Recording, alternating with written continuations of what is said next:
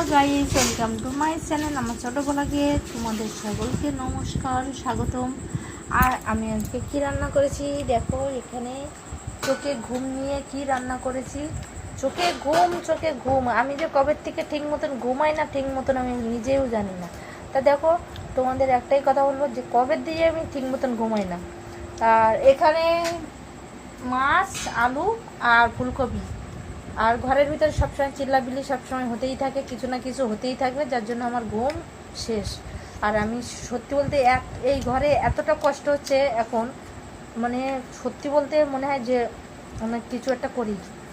আর এখানে ফুলকপি, আলু আর মাছ দিয়ে তরকারি, আর এখানে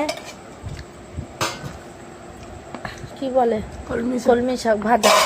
আর আমাদের এই ব্যক্তি একা একা খেয়ে নিচ্ছে, খাওয়া হয়ে গেছে আর আমাদের খেতে বাকি আছে।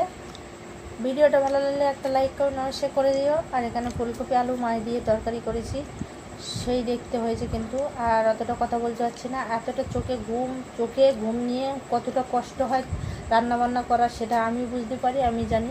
আর সত্যি বলতে এই ঘরে একদম মানে কিছু বলার নেই। Bye, ta-ta. ভালো লাগলে একটা লাইক কমেন্ট অবশ্যই করে দেবে।